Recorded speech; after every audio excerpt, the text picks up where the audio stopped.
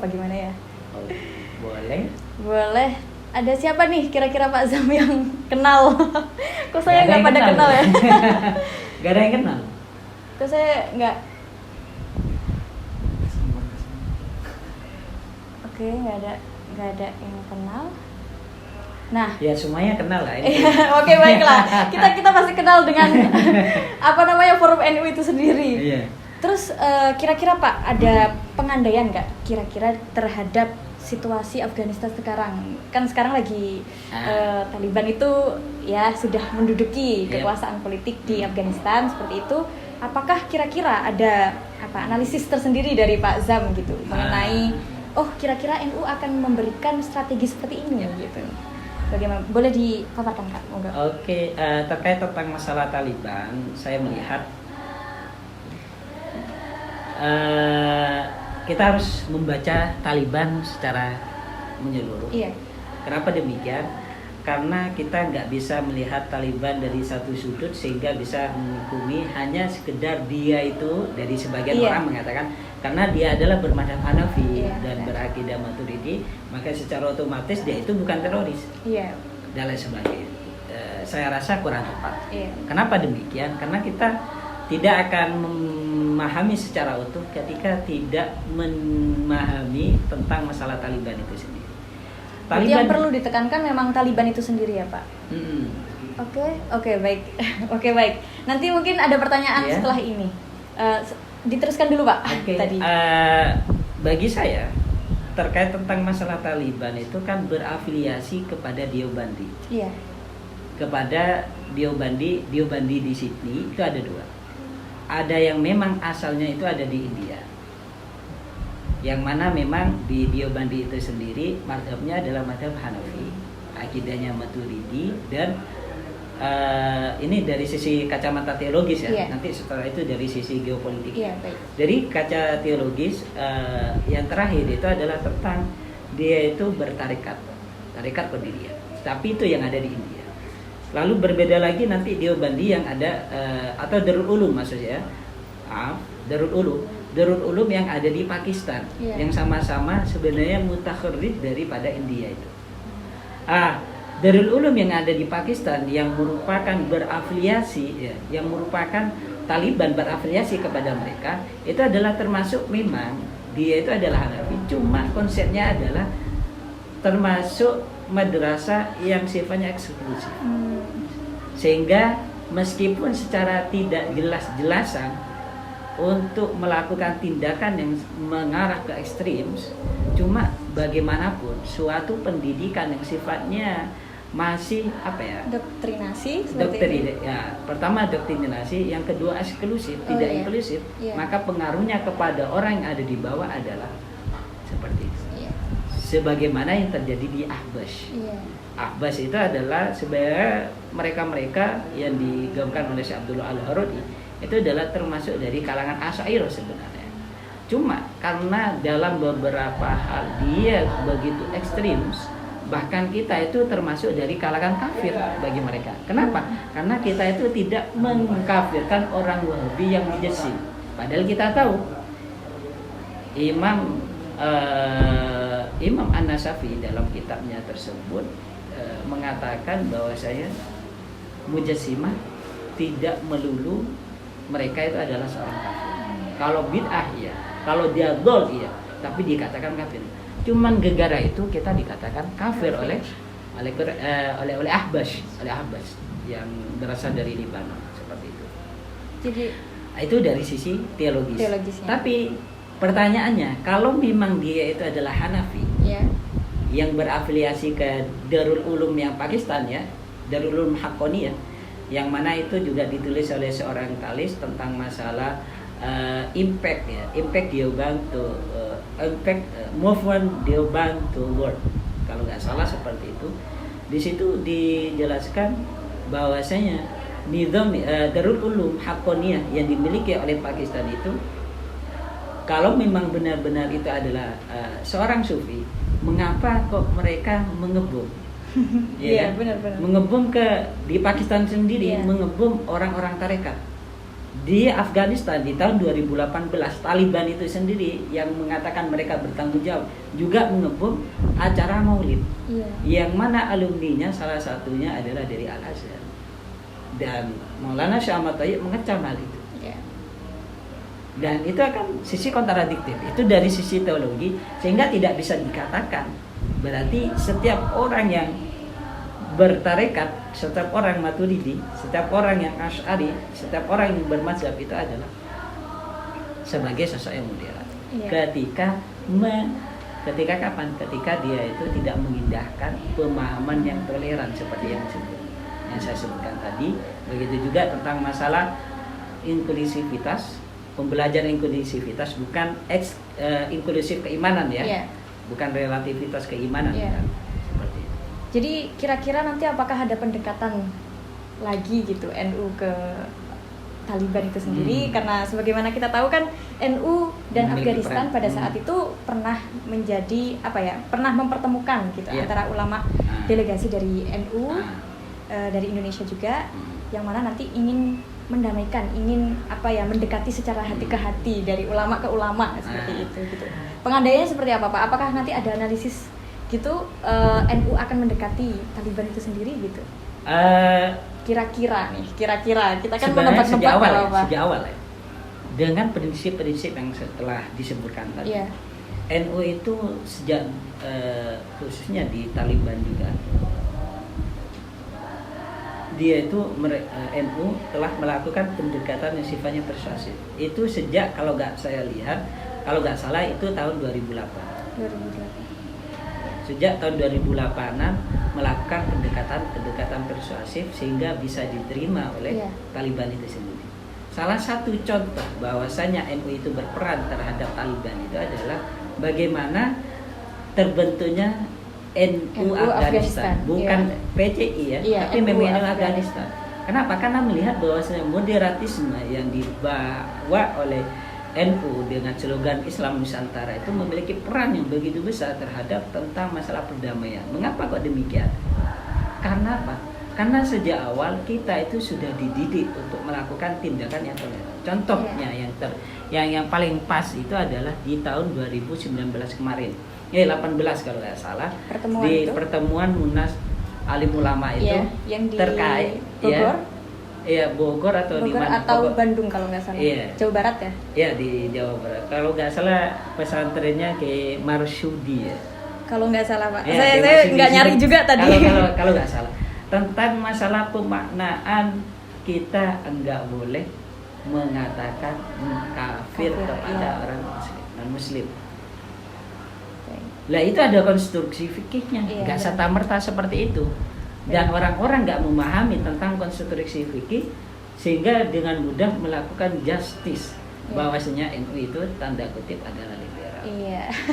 Itu yang sering bias yang ditangkap oleh masyarakat kita di Indonesia tentunya. Ini ada pertanyaan, Pak Zam. Bagaimana NU soft power itu dapat menjaga eksistensi NU sendiri di kalangan pemuda, yang mana pemudanya ini identitasnya memiliki pelajar yang saintifik gitu. Itu seperti apa? Kan biasanya orang-orang saintifik ini orang-orang yang empiris gitu, orang-orang yang selalu ingin merasionalkan segala sesuatunya, sedangkan barangkali ada beberapa pendekatan NU yang ternyata tidak bisa dirasionalkan. Mungkin saja gitu. Bagaimana pendekatan ini terhadap para pemuda atau para pelajar yang memiliki identitas saintifik itu tadi? Sejak awal kita juga harus memahami tentang masalah soft power itu. Ya kan, bahwasanya soft power itu adalah bagaimana kita sebagai seorang NU itu mewartakan kepada khalayak dunia bahwasanya NU adalah sosok yang merepresentasikan Islam rahmatan lil alamin. Itu sisi yang pertama. Sisi yang kedua, perlu diingat bahwasanya NU itu sejak awal tidak pernah melakukan tindakan-tindakan yang sifatnya dikotomi terhadap ilmu pengetahuan. Mengapa kok demikian? Karena bagi kita, bagi NU itu sendiri, sains itu adalah pengejawantahan daripada takmirud dunia, pemaknaan daripada khilafah, ya kan? Seperti yang sering disinggung oleh Bayi Said, bahwasanya tugas seorang nahdiyin, khususnya para pelajar, baik itu saintifik baik itu dari pelajar agama adalah melakukan tentang ijtihad siaqafah, ijtihad hador, ijtihad civilization yang sifatnya bisa membangun peradaban Muslim, peradaban Islam dan Indonesia secara simultan dan secara umum. Sehingga dari sisi ini kita jelas bahwasanya sejak awal Islam khususnya NU tidak pernah mempertentangkan tentang masalah agama dan sains. Meskipun kita lihat masih ada sebagian orang bahkan di NU sendiri ya, maksudnya sebagian orang ya menganggap bahwasanya kita nggak perlu belajar ini. Yang penting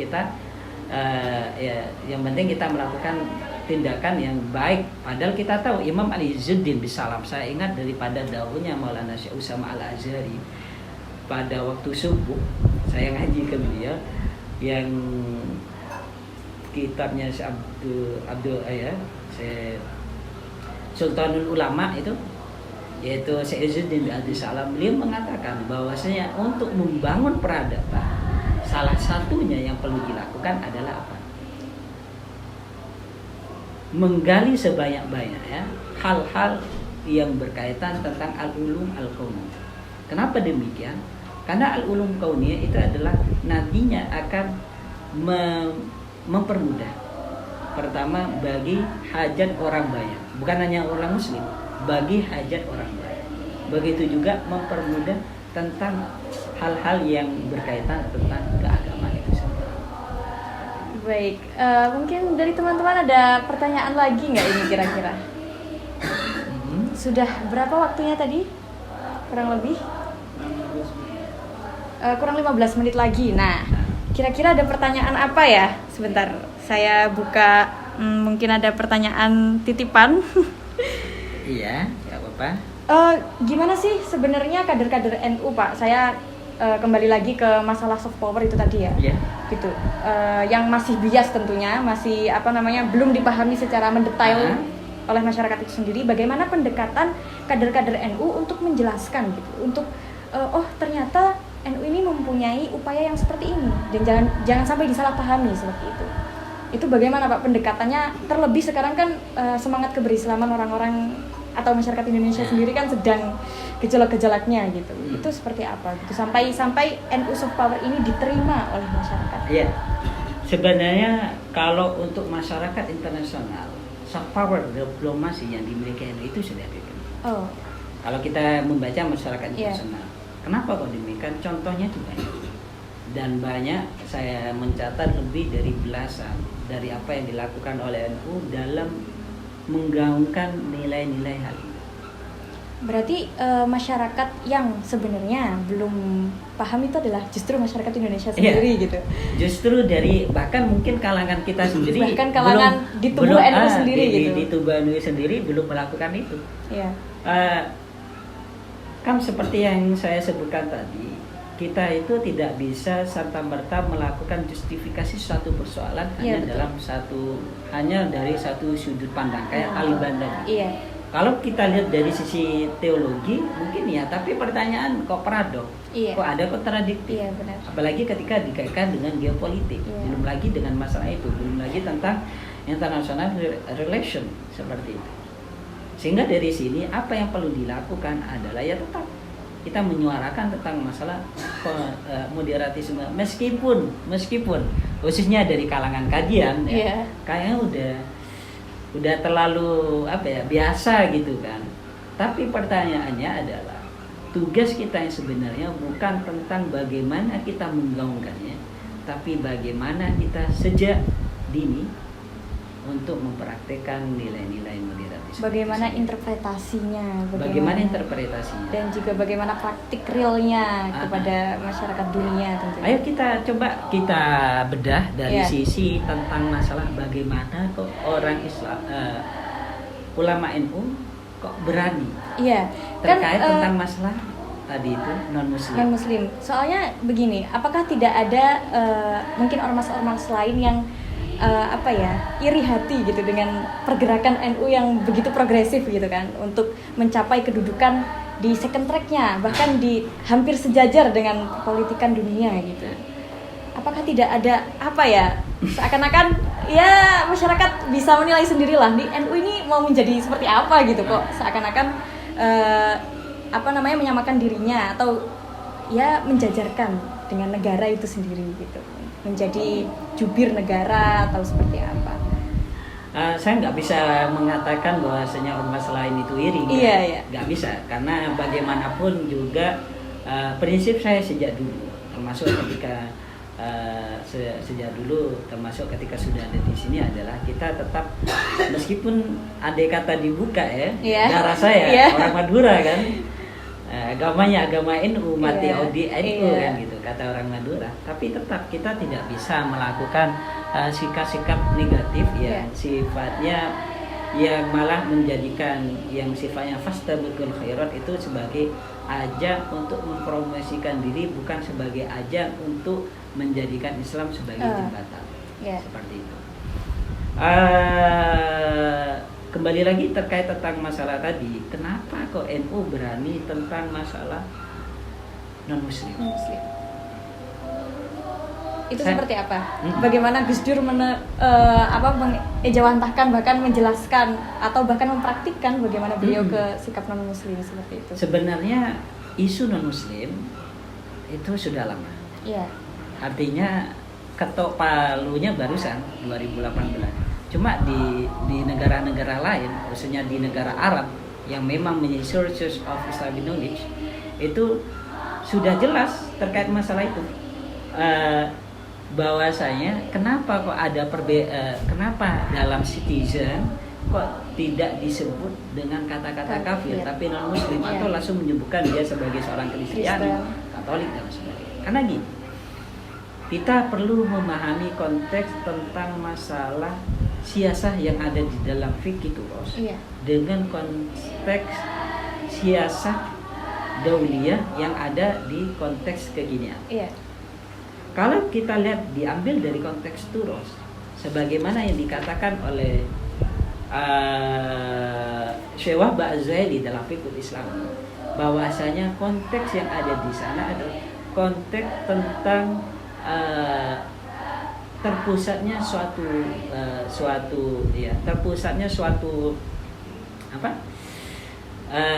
power, suatu kekuasaan kepada satu orang yang sifatnya memiliki hanya sebatas lembaga. Sebaliknya, ketika kita berkaitan dengan khususnya pasca Perang Dunia Kedua, ketika teritorial itu sudah terbagi-bagi dan seorang negara atau seorang bangsa bisa secara bebas untuk mengartikulasikan tentang kebangsaannya, tentang kenegaraannya, maka konteksnya juga berbeda. Secara mudahnya seperti itu. Sehingga dari sisi inilah apa yang disebutkan tentang Darul Harbi, tentang Darul Mu'ahad, Darul Mu'taman dan lain sebagainya, itu adalah konteks, bukan konteks usang bukan, tapi konteks di mana negara itu sifatnya seperti tadi, sehingga memang pantas untuk diberlakukan hal itu. Tapi di konteks sekarang itu berbeda. Di sisi lain kita juga dijelaskan secara qawaidul umumnya tentang tadi la yanakumullahu anil ladzi la yuqatilukum fiddin. Allah itu tidak pernah melarang kalian semua untuk berbuat baik kepada orang-orang yang tidak pernah melakukan tindakan-tindakan represif atas nama agama untuk membuat kalian itu keluar dari Islam, untuk membuat kalian itu keluar dari tanah airnya. Bahkan Allah di ayat sebelumnya, asallahu ayyajala bainakum wa bainal ladina adaitum minhum mawaddah.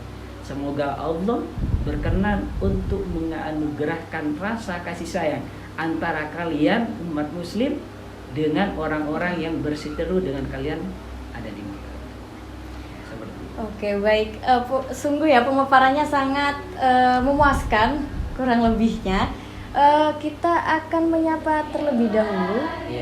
Itu ada Mbak Isya 1212. Assalamualaikum, Surabaya hadir. Waalaikumsalam Mbak. Waalaikumsalam warahmatullahi. Kemudian ada siapa lagi, mungkin admin bisa di scroll lagi ya. Kira-kira ada yang tanya nggak nih?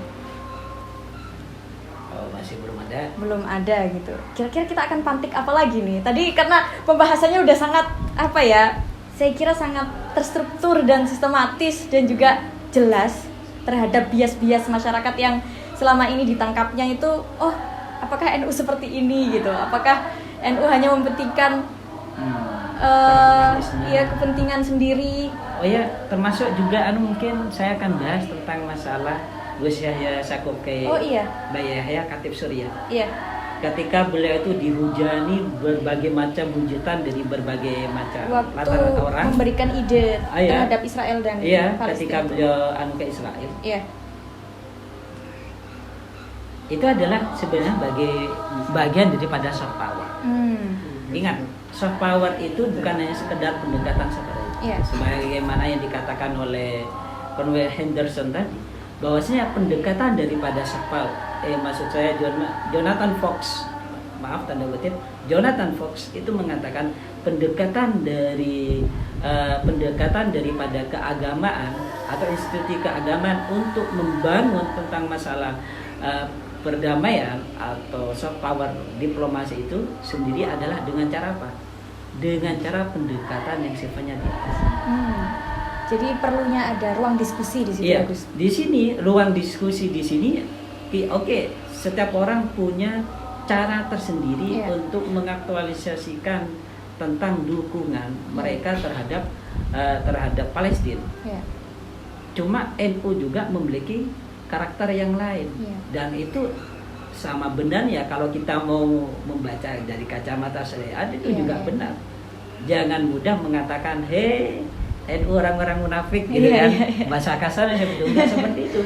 Memiliki cara tersendiri dan itu sesuai dengan apa yang dikatakan syariat. Kenapa? Karena peran daripada agama, artinya peran daripada tokoh agama di situ ketika Gus Yahya Sakop itu bercerita, itu dialognya adalah dialog antar pemuka agama.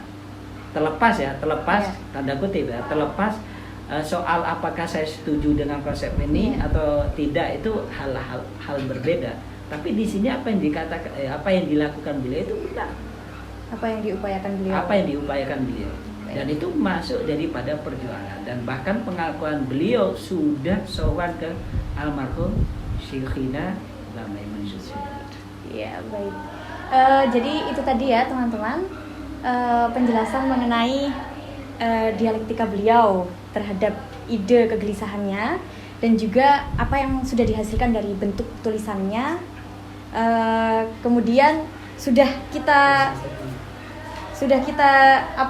diskusikan juga mengenai peran agama dalam kancah hubungan internasional, kemudian prinsip diplomasi bagi NU untuk perdamaian dunia yang berpijak pada Al-Quran dan hadis dan juga maqasid syariahnya, dan juga tidak lupa dengan jargon-jargon moderat yang tadi sudah dijelaskan juga bagaimana alur atau bagaimana praktik yang real itu seperti apa, sebagaimana Gus Dur, Gus Yahya, kemudian perjanjian Afghanistan itu tadi sudah ya cukuplah menjadi bukti ya dari praktik soft power dari NU itu sendiri gitu. Jadi jangan lupa juga teman-teman, di setiap hari Selasa tentunya pukul 1 waktu Kairo dan juga pukul 6 waktu Indonesia Barat, dan juga tidak lupa saya ucapkan terima kasih atas penjelasannya yang sangat sistematis dan juga sangat jelas dengan kegelisahan saya selama ini juga terhadap bias-bias yang diupayakan oleh NU itu sendiri. Jadi jangan lupa teman-teman nanti stay tune terus ya di lini media sosial kita PCI NU Mesir, dan juga tidak lupa nanti setiap Selasa akan pembahasan mengenai Oasis ini ada tulisannya ada di web NU Mesir. Jadi teman-teman jangan lupa. Itu ada pertanyaan lagi. Sebentar ya, mungkin satu aja dari Mas Alif Jiwo. Salam, mau tanya Pak Ustadz, apa peran real NU dalam mengimbangi penyebaran paham ekstrim kanan selain mengutus banser untuk membubarkan pengajian para ustadz? Ini sepertinya di luar konteks ya, karena tadi kita sudah membahas banyak gitu. Nanti bisalah kira-kira nanti komen di lini komentar yang ada di web NU. Nah nanti di situ nanti kalian bisa berdiskusi dengan Pak Zam. Tapi yang menarik lah, itu termasuk persoalan yang selalu digembar-gemborkan dari sebagian orang. Oke, waalaikumsalam untuk Mas Alif Jiwo terkait masalah itu ya. Terkait pembubaran pengajian para ustadz. Lagi-lagi dilakukan oleh Banser. Ini Pak Banser Fakih. Pak Banser ya, Fakih. Oke, saya akan membahas tentang masalah itu ya.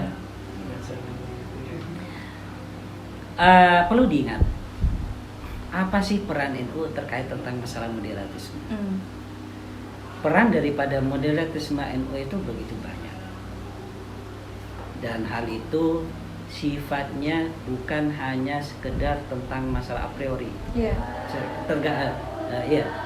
Sehingga dari sisi itu orang-orang itu akan seringkali melakukan perspektif yang misunderstanding terkait tentang masalah NU itu. Yaitu adalah dengan banyaknya pesantren, itu pertama. Kenapa kok demikian?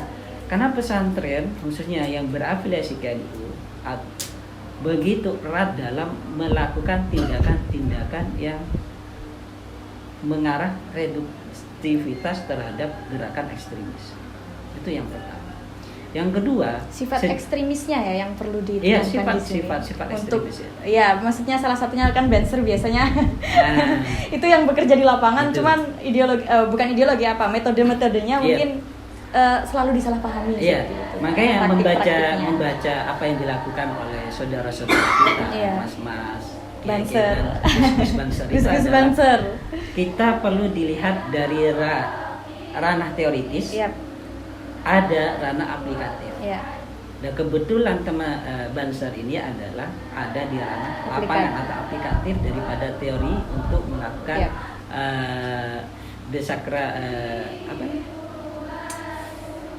untuk meniadakan tentang masalah ekstremisme itu sendiri. Dan ingat, Banser itu enggak membubarkan pengajian. Itu mungkin yang perlu ditekankan Mas Alif. Kenapa kok maksud pengajian di sini adalah yang dilakukan oleh Banser itu adalah ketika kalau lihat SOP teman-teman, orang-orang tuh banyak nggak paham tentang masalah SOP Banser. SOP Banser itu ketika ada laporan. Ketika ada laporan tertentu yang kebetulan isi dari pengajian tidak benar-benar pengajian, karena banyak. Jadi yang perlu dikonfirmasikan Ustadz siapa nih? Bukan berarti dia keluar bukan orang NU, bukan. Bukan masalah itu. Bukan masalah soal itu, tapi tentang bagaimana ajaran apa yang ada di dalam. Apakah hanya sebatas ustadz motivator? Karena sekarang lagi booming. Ada ustadz motivator hanya sebatas mengambil. Saya baru-baru ini mendengarkan ada ustadz ngambil secomot untuk kemudian melakukan tindakan-tindakan justifikasi terhadap kiai-kiai untuk kamu orang munafik, kemudian mencari karena cara berdakwah bukan seperti itu, cara melakukan pengajian seperti itu. Jadi tadi sudah diafirmasi oleh Mas Alif, udah diafirmasi oleh Pak Zam. Jadi kita perlu tahu dulu nih siapa ustadznya, kemudian apa yang diajarkannya, bagaimana SOP dari Banser itu sendiri, kenapa bisa sampai membubarkan gitu. Tapi kalau bahasa membubarkan, pembubaran itu bukan secara sendiri, itu ada polisi. Jadi tidak menggerebek gitu ya Pak. Jadi mungkin itu saja teman-teman atau sahabat-sahabat Oasis. Jadi jangan lupa untuk melihat perkembangan ngobrol santai dengan penulis yang tentunya tulisannya sudah banyak dimuat di web NU Mesir. Nanti teman-teman bisa kunjungi di sana. Kalau ingin berdiskusi lebih dari sekarang, karena waktunya itu hanya 1 jam dengan Pak Zam, nanti bisa di kolom komentar atau di media sosialnya Pak Zam, monggo. Itu udah di tag tadi juga ya. Ahla Zamzami. Ahla Zamzami itu jangan lupa media sosialnya. IG ya Pak? IG. Jangan lupa di follow guys. Jangan lupa follow saya juga. Siapa? Diana_Rusdiana, S-nya double. Jadi terima kasih Pak atas pemaparannya Sama-sama, siang ini dan juga sore waktu Indonesia Barat. Nanti akan kita bertemu lagi insya Allah dengan host lainnya. Tentunya bukan hanya saya, nanti kalian bosan